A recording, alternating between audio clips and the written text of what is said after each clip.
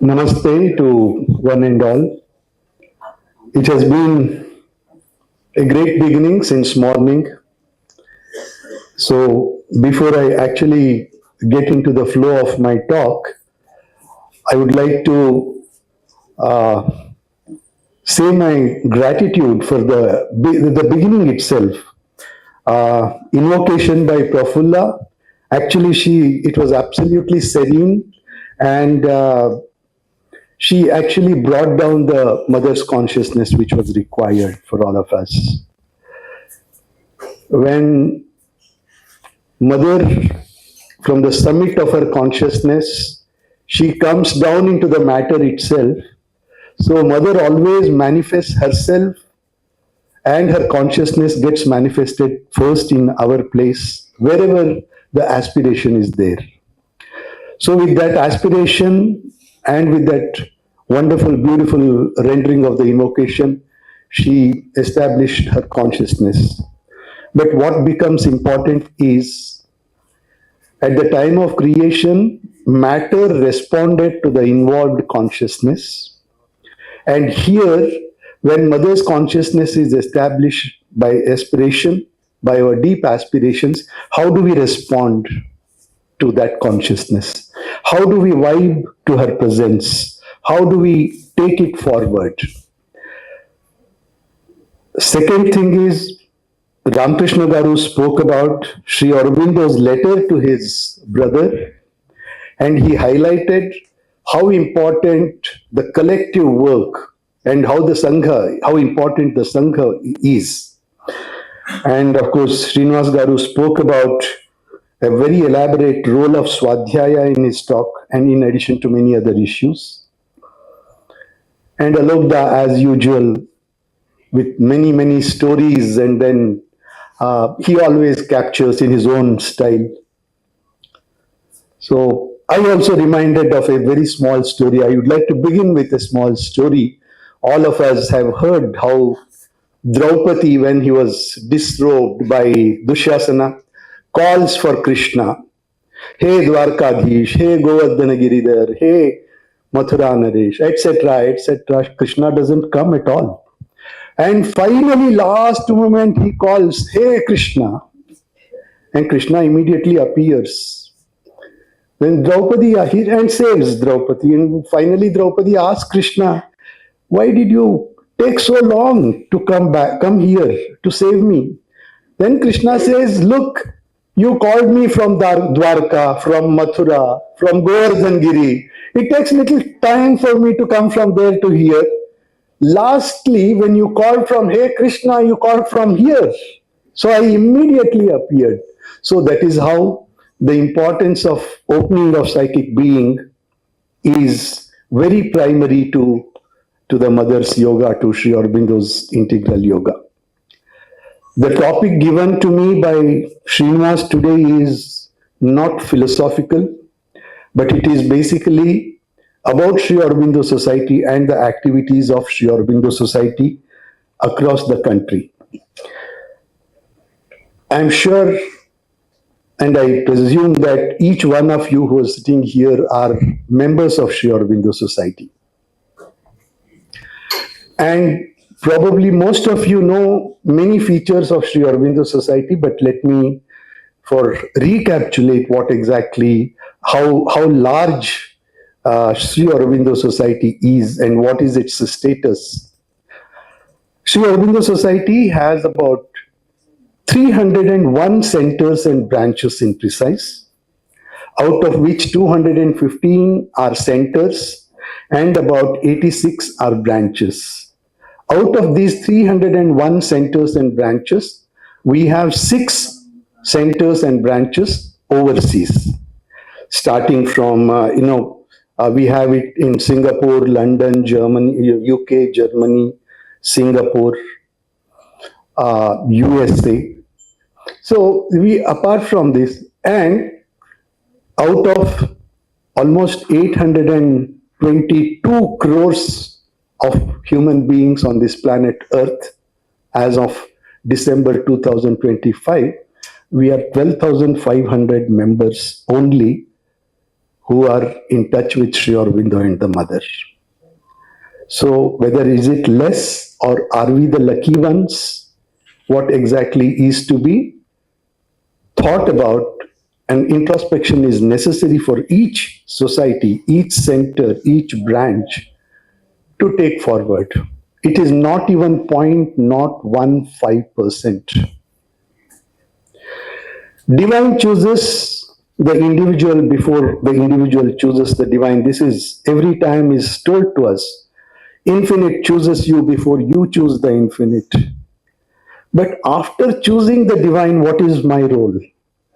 What is the role of an individual? After the divine chooses you, but have I become the right instrument of the mother? Have I become the right soldier of the mother?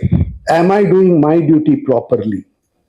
Now, the whole concept, the works of Sri Aurobindo Society, the activities of Sri Aurobindo Society, after, look at this sequence. Mother first comes to Pondicherry, meets Sri Aurobindo.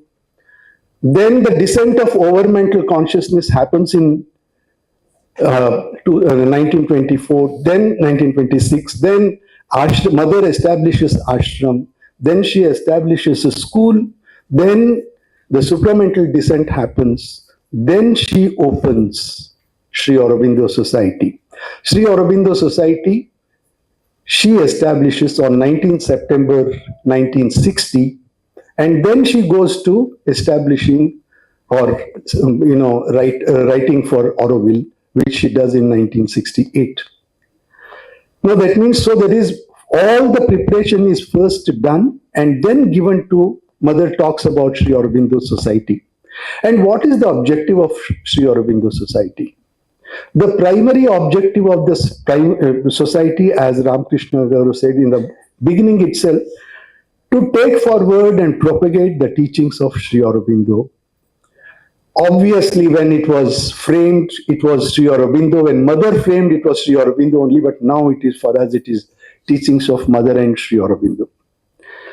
We should understand one thing. Whenever we take the name of Sri Aurobindo, Mother is involved in it. Whenever we take the name of the Mother, Sri Aurobindo is involved in it. They are not separate. They are not exclusive. They are inclusive. So why did Mother give this a separate responsibility other than ashram? Why did she create Sri Aurobindo Society? What did she mean when she said that the teachings of Sri Aurobindo has to be taken to a common man, to the other people? I am convinced at least there is nobody else other than Sri Aurobindo who is relevant to us today and in future. So with this, one more thing,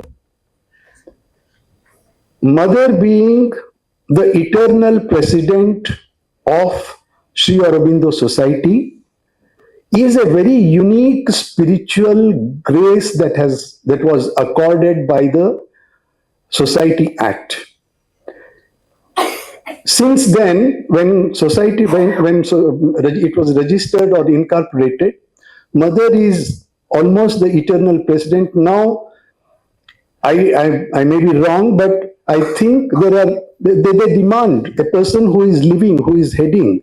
It can't be very easy to have an eternal president for a society under Society Act. Now then she gave a motto. And what is the motto given to Sri Aurobindo Society?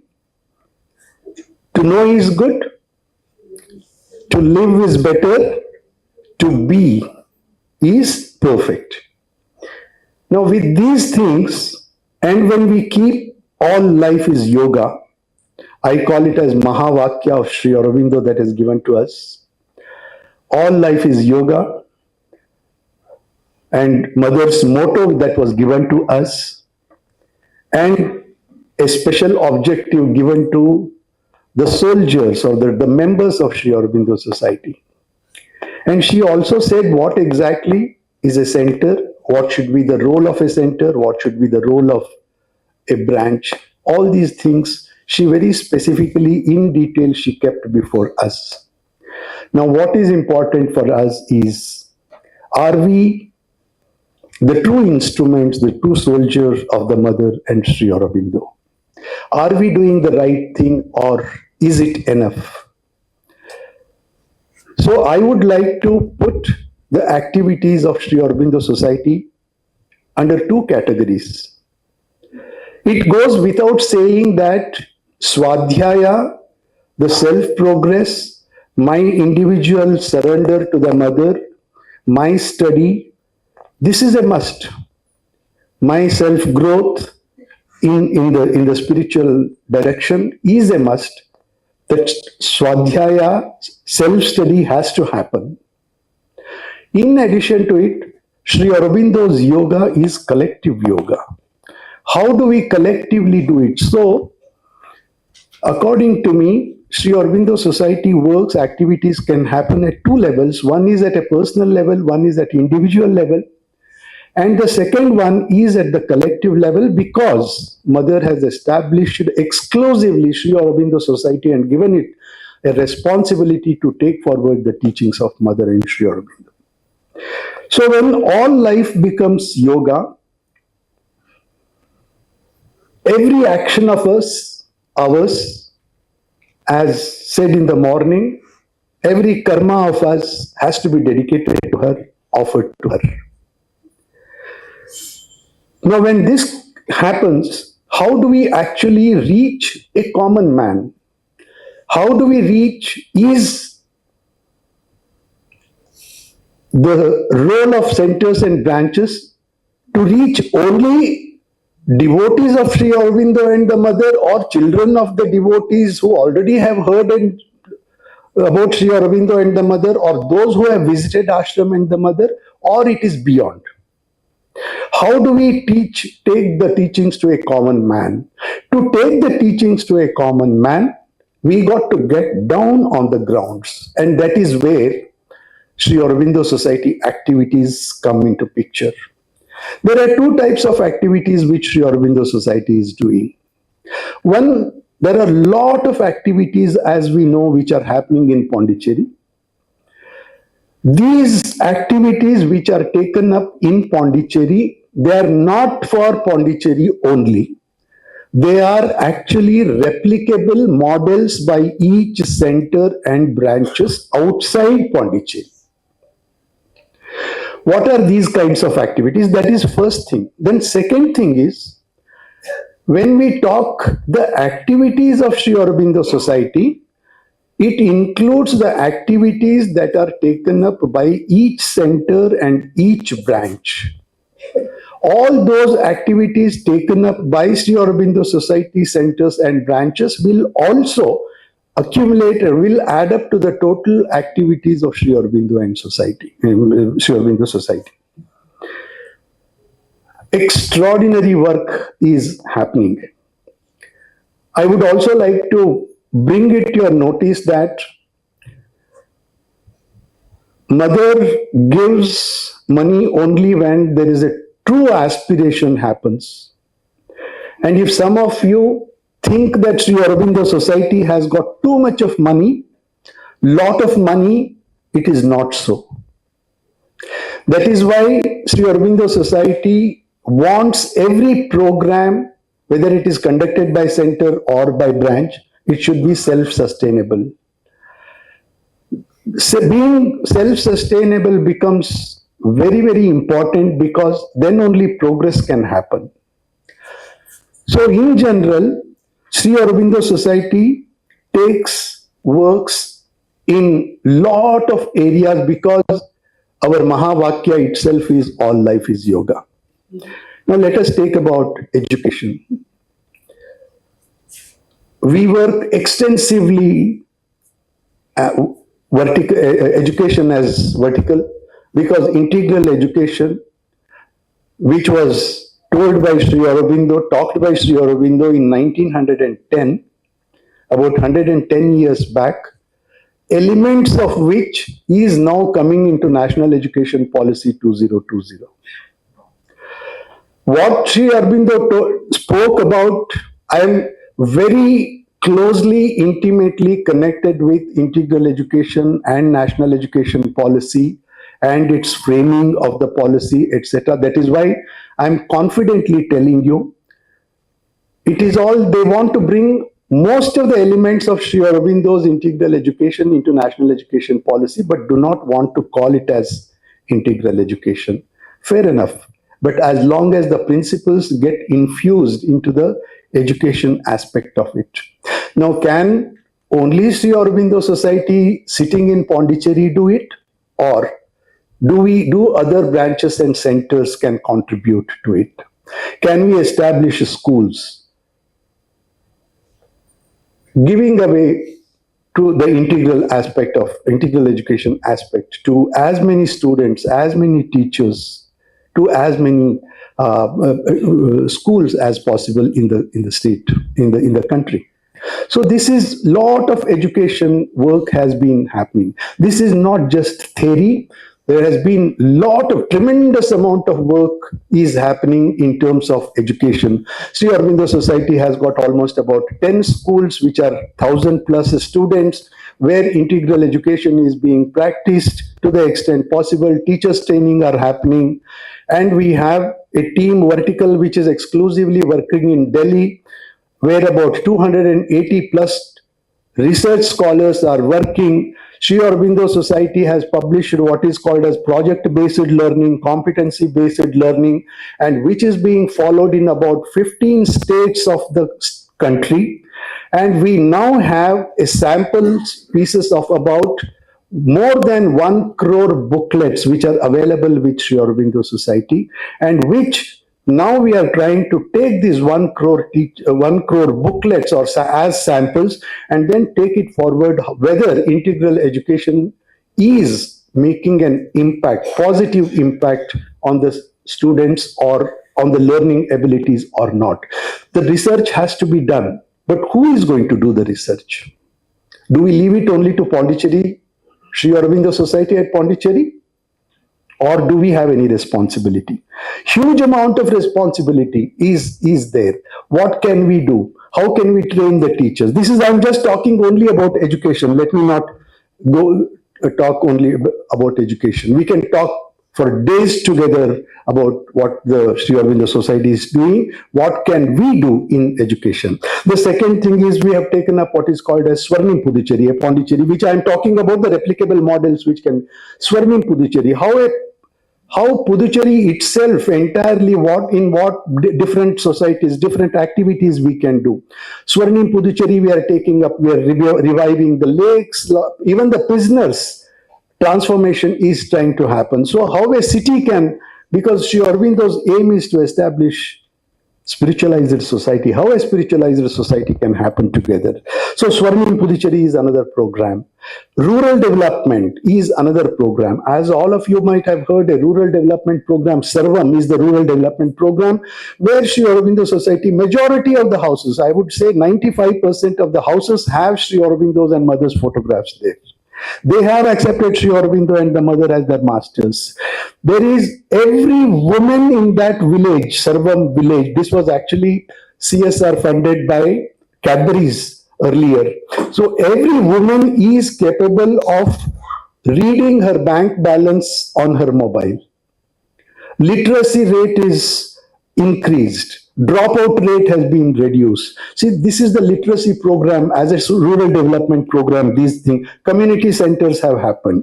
Then we have a radio station in Sharanam. Most of you have visited. There is a radio station which caters for about 50,000 local farmers, giving ideas, giving knowledge about the organic farming. Then there is wellness programs, mindfulness programs, which are called Uditam. I am sure all of you are aware of it. There is a new building which has been renovated, which is called Matriniketan. If those people who have visited Pondicherry, they would know. We have now come out with wellness programs, mindfulness programs, 2 days, 3 days, 4 days programs, where customized programs are done, and then yogasanas are told to the individuals who are attending. Do that. There are a lot of activity being done in sustainable development. Sustainable development, how can we reduce the carbon footprint? There are a lot of examples which we have built. In Sharanam itself is recognized under United Nations Environmental Program as one of the most sustainable projects. The new school which we have developed in Bangalore, it is called the Arrow School. It has won Prime Minister's award as the most sustainable school in the country. I represented India in the United Nations. My specialization, my doctorate is in sustainability. So I put all the efforts there, and the new school is the most sustainable school in India. So we are establishing as sustainable models, meeting sustainability development goals in parallel with the government works, complementing the government requirements. Those things are being done. Then we have on Indian culture, we now have two wings in Sri Aurobindo Society, Auro Bharati and Auro Shakti. I'm sure a lot of magazines are coming, Renaissance, cultural programs are happening under Indian culture. Then we have a college on media and arts in Delhi, SACAC. So where it is a certification programs on media, arts, animation, theater, everything is happening. Books, audios and visuals, which you're all aware of. Films, you're all aware of. Aura Store, I'm sure you're all aware of, who have visited Pondicherry. We have started integral health, palliative care, youth programs, workshops and conferences, and then establishing Sri Aurobindo's chair in many of the universities. Many of you are associated with universities, with the education department. Can we establish Sri Aurobindo's chair in the university? Doing justice to it, not just remaining as it is. All these programs of Sri Aurobindo Society are replicable. We can do in our own centers, we can do in our own branches, etc., etc. We have all the individuals have to take interest. We need to take care. The projects that are happening right now, Sri Aurobindo Society is given with effect from 2028. Sri Aurobindo Society has to lead 27,000 Kendriya Vidyalaya schools. We have to write their syllabus. We have been on the board of National Institute Teachers Education. We are on the board of NCERT now. We need to tweak the syllabus of B.Ed and then M.Ed courses. We have reached that stage. So where it is becoming more and more important, more and more relevant, the pedagogy, the integral education, its impact is tremendous. So all these things are now happening in the country. Now in Bangalore, we have Sri Aurobindo Society is establishing what is called as Samatva. Samatva is an acronym for Sri Aurobindo and Mothers Academy for Teachers Training and Value Addition. It is Samatva. So it's a National Teachers Training Academy. Now here we are going to club the principles of integral education with the regular curriculum, which will train the teachers across the country. Then there will be Center for Applied Research in Education, which is going to be a PhD program.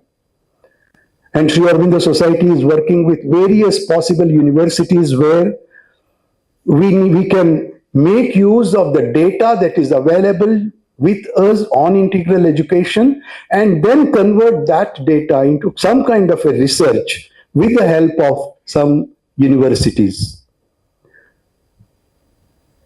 Tata Institute of Social Science is working with us. Pondicherry Universities is working with us. Many central universities are working with us. One of the latest, last week, responsibility given to Sri Aurobindo Society is integrating Indian knowledge system into school education. IKS is Prime Minister Narendra Modi's one of the most favorite programs. So to integrate Indian knowledge system into curriculum, into schools curriculum, into education, there have been about 56 universities have been established. In all these universities, not only IKS, Indian Knowledge System, is being imparted, but also digitized. Now, these, with the help of these 56 universities and Sri Aurobindo Society playing a major role, now how we can bring Indian knowledge system that can be and integrate that Indian knowledge system into the school education. Aren't these we proud of the role given and being played by Sri Aurobindo Society? But if that is on the one side, on the other side, isn't it a time for us, for every individual member of Sri Aurobindo Society, to ask for what is my contribution in this? Self-study, reading Savitri, all these things are very, very necessary. A center should never get satisfied. We do Savitri Yajna. We have read Savitri for 25 times, 30 times. We sit for every day, do readings. It is not sufficient. We can never take forward. That is required for self-development, understanding, swadhyaya. In 2028 is the most important milestone, 150th birth anniversary of the mother. So can we start?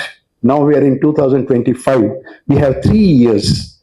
What can we do in these 3 years as our offering to the mother? What can be our service? What can we plan in these 3 years? Many things can be done, but in what I feel, I'll just place, and this every center, every branch can think about these things. Now let us begin 5 dreams of Sri Aurobindo. When we talk about 5 dreams of Sri Aurobindo, on the eve of 1947, 15th August, it was a dream for Sri Aurobindo. But for us, they're all prophecies of Sri Aurobindo. All of them are coming true, isn't it? Try to put those dates and then what? All have become prophecies. For us, they're the prophecies of Sri Aurobindo. Now take the first dream, the free and united India. Can we do something? Just let us not restrict ourselves, but go beyond the political, status or political boundaries. The freedom, the unity, we can think of bringing the diversity as an aspect of unity. If we are talking about Vasudhaiva Kutumbakam, we should talk about diversity and unity coming together. You read, the famous, one of the key words of Life Divine is the infinite multiplicity of the eternal, of the one, and the eternal unity of the many are the 2 aspects where the divine appears before us. So there are multiple choices which are available to us. That is the first dream. Can any center, any branch work towards the first dream? What is the second dream? Asian resurgence. India is one of the most important nations in the Asian continent. And I'm sure this is what is happening. India is emerging as one of the most important nations. India and China, I don't know how they are coming together. All these, lot of equations are happening. Try to match these things and then how can we? But as a country, as an individual, as a Sri Aurobindo Society, we can, as an individual, it may be very difficult for us. Asia's resurgence in what aspect? In all fields, because all life is yoga. In all fields, should be possible. We have a wonderful platform which is now internationally recognized. We have Sri Aurobindo Society as a platform.